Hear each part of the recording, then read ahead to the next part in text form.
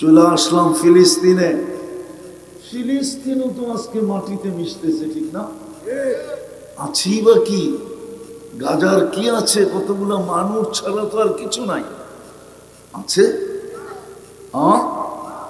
না বিল্ডিং আছে, না মসজিদ আছে, না হাসপাতাল আছে, না দোকান আছে, না পাট আছে, কিছুই তো নাই। ওইখানে বোম ফাটে কি করে? অথচ ওইখানে ইব্রাহিম আলাইহিস সালাম ঘুমাইতেছেন, অথচ ওইখানে মুসা আলাইহিস সালাম ঘুমাইতেছেন। মুসা আলাইহিস সালামও ফিলিস্তিনে। কালিমুল্লাহ ইব্রাহিম খলিলুল্লাহ, 70 জন নবীর কবর চিহ্নিত ফিলিস্তিনে।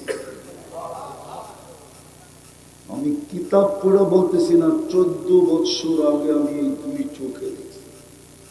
এখন 15 হইতে চলছে, 2010-এ আমি দেখছি। 45,000 সাহাবার কবর তো ফিলিস্তিনে।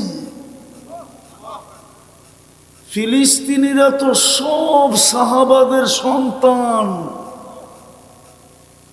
বলেন এদের চেয়ে ওলি কে বড়? বলেন না, বলেন না, বলেন না। সাহাবার চেয়ে বড় ওলি কেউ আছে? না আছে? থাকলেও থাকতে পারে, ঠিক না? নাই ইমান। যাদের সম্বন্ধে আল্লাহ বলে কুল্লুন ওয়াদাল্লাহুল হুসনা, বন্ধু আপনার প্রত্যেক সাহাবীর সাথে আমাদের জান্নাতের ওয়াদা। চাই সে ইমানের সাথে এই 2 চক্ষু দিয়ে আপনাকে 1 সেকেন্ড দেখো, 1 সেকেন্ড, তার সাথেও আমাদের জান্নাতের ওয়াদা। এর চেয়ে বড় ওলিকে? ফিলিস্তিনিরা তো সাহাবাদের সন্তান। ফেরেশতা আসে না কেন? আমি কথা গুছায় নিয়ে আসবো, অল্প সময় করবো, আমার পরে শরীয়ত পরিচাপ আছে। মজা তো লাগবে ওনার বয়ানে আপনাদের। আমার তো হলো সুরও নাই টুরও নাই।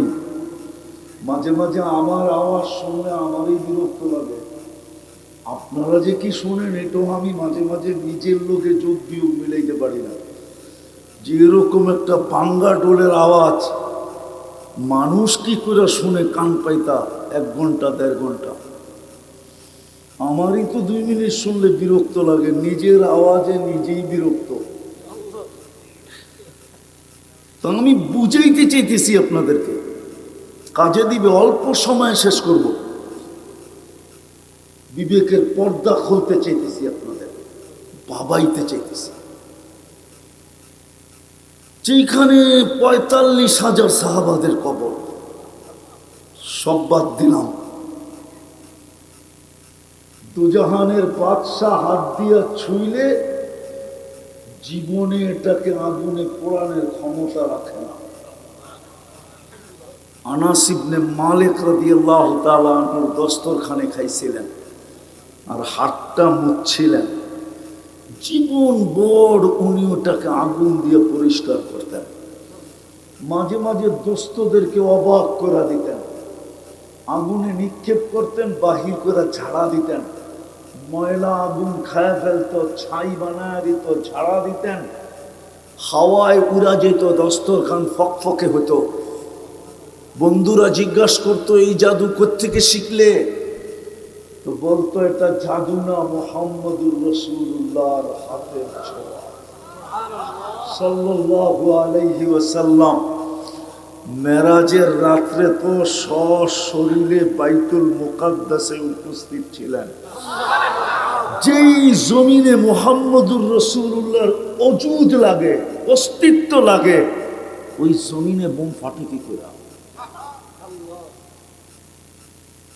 শুধু তো অস্তিত্ব ছিল না, যেইখানে ইমামতি করলেন।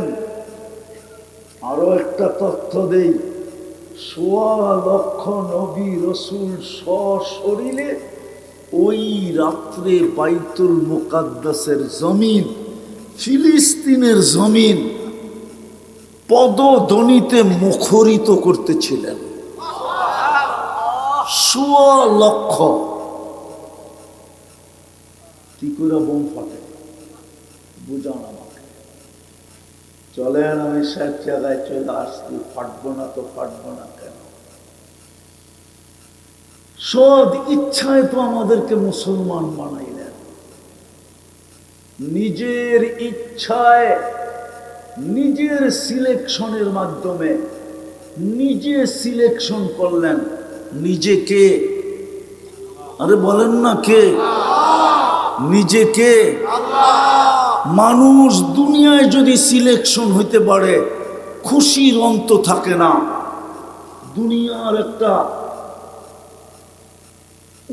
দুনিয়ার একটা ইউনিয়ন পরিষদে যদি সিলেকশনে চেয়ারম্যান হইতে পারে, ওর গৌরবের অন্ত থাকে না, খুশির অন্ত থাকে না, আত্মহারা হয়ে যায়।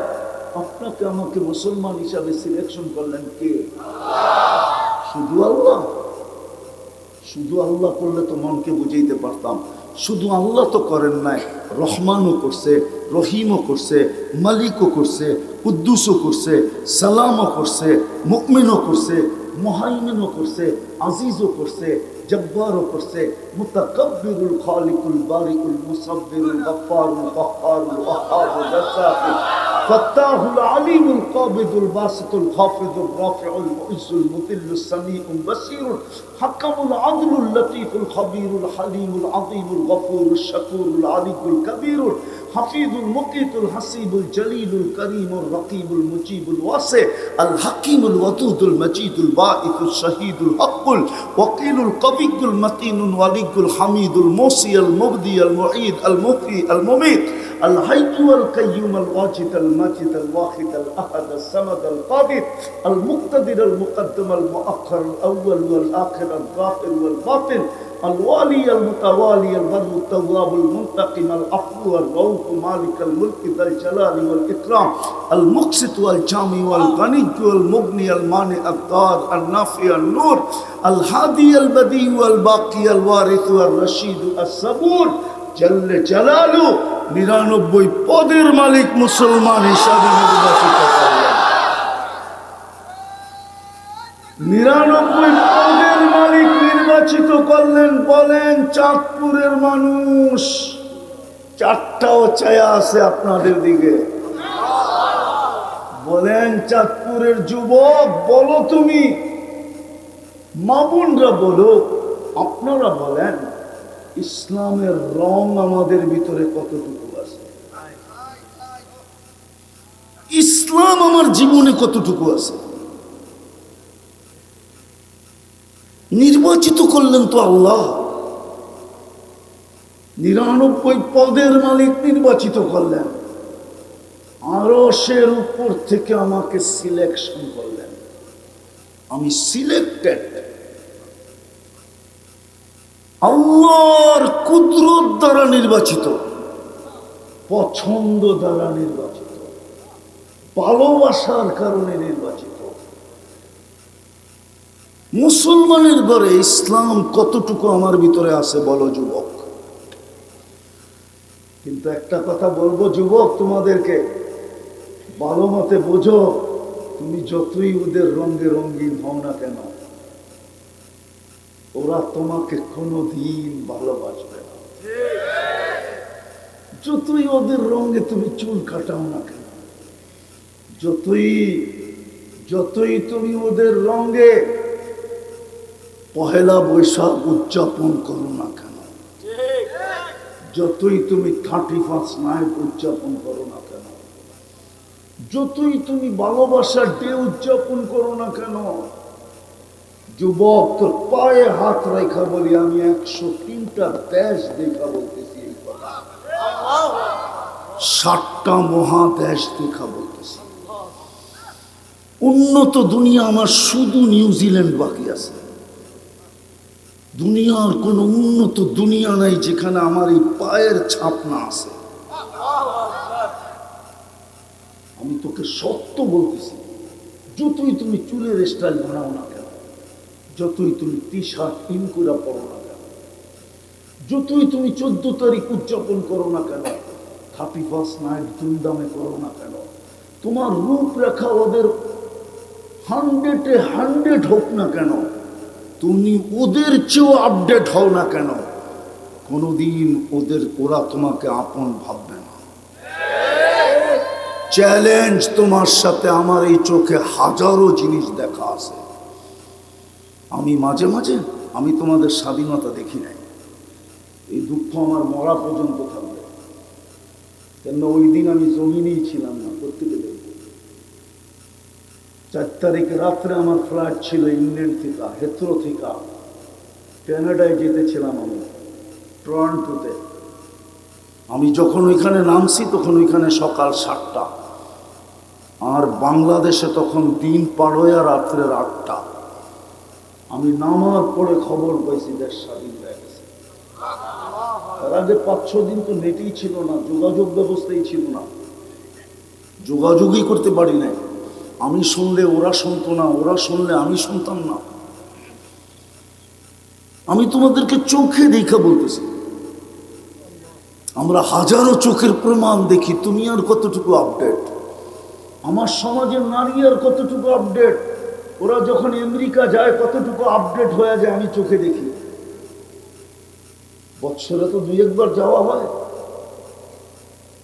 এই জন্য বলতেছি, ওর পাসপোর্টটা পাঞ্চ করার পরে ওকে যেই চোখ দিয়ে তাকায়, ওই চোখ কি বলতে থাকে আমি বুঝি ওই চোখের ভাষা। যেই দৃষ্টিতে ওর দিকে তাকায়, কাউকে ঘন্টাবার প্রশ্ন করে, কাউকে 2 ঘন্টা করে, কাউকে এরকম বাংলাদেশের মহারথী আমি চিনি যাকে 6 ঘন্টা জিজ্ঞাসা করছে, 6 ঘন্টা। নাম বলবো না মরার আগ পর্যন্ত। বাংলাদেশের মহারথী আমি চিনি, যে সাজা গেছিল ওদের সাথে, ওদের চেয়েও আপডেট। টাই কত দামের? একটা টাই হবে মনে হয় 10-15-20 হাজার টাকা দামের টাই, অথচ বিল গেটসের টাইয়ের দাম $20 না।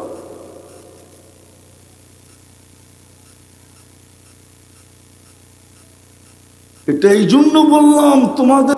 চলে আসলাম ফিলিস্তিনে। ফিলিস্তিনও তো আজকে মাটিতে মিশতেছে, ঠিক না? আছি বা কি? গাজার কি আছে? কতগুলো মানুষ ছাড়া তো আর কিছু নাই। আছে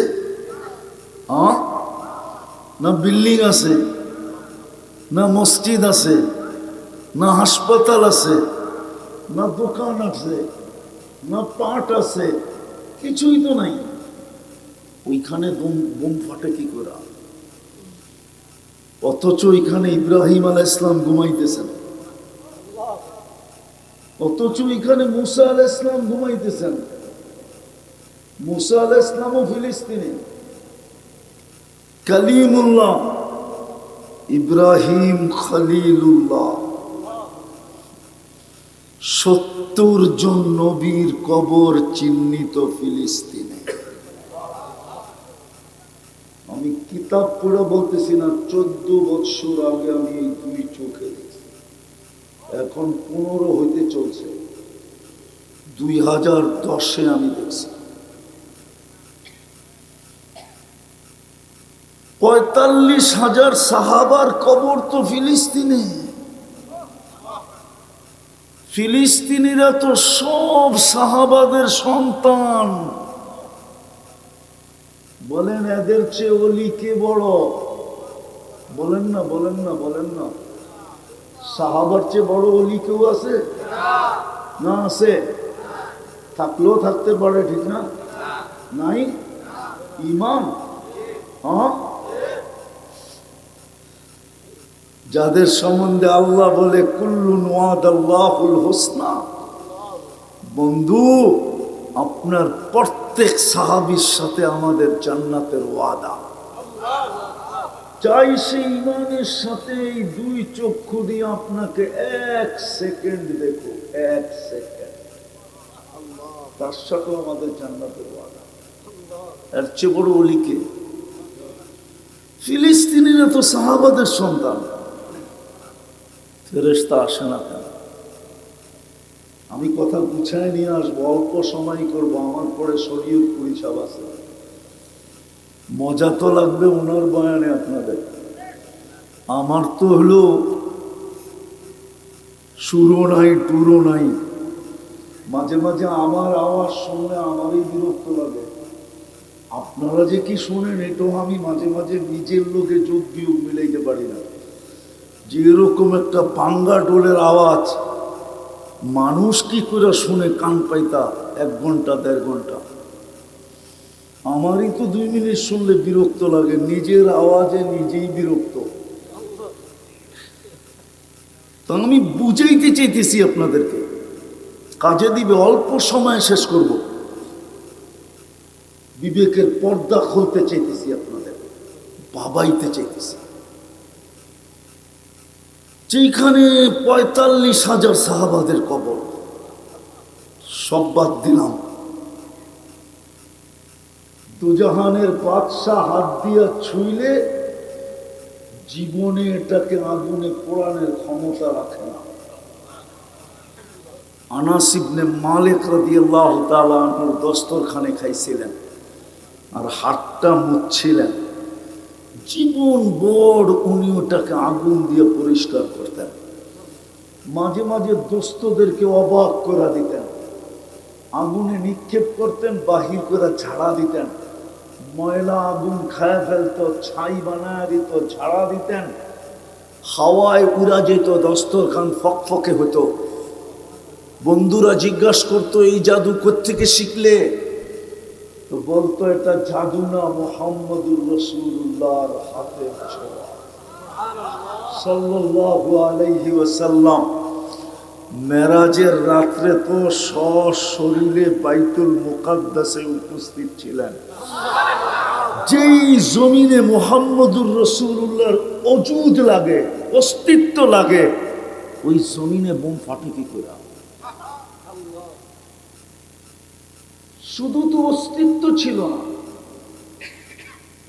যেইখানে ইমামতি করলেন। আরো একটা তথ্য দেই, 1.25 লক্ষ নবী রসুল সশরীরে ওই রাত্রে বাইতুল মুকাদ্দাসের জমিন, ফিলিস্তিনের জমিন পদধ্বনিতে মুখরিত করতেছিলেন। 1.25 লক্ষ। কি করে বোম ফাটে বুঝান আমাকে। চলেন, আমি সব জায়গায় চলে আসছি, ফাটবো না তো ফাটবো না কেন? সদ ইচ্ছায় তো আমাদেরকে মুসলমান বানাইলেন, নিজের ইচ্ছায়, নিজের সিলেকশনের মাধ্যমে নিজে সিলেকশন করলেন নিজেকে। আরে বলেন না কে? নিজেকে। মানুষ দুনিয়ায় যদি সিলেকশন হইতে পারে, খুশির অন্ত থাকে না।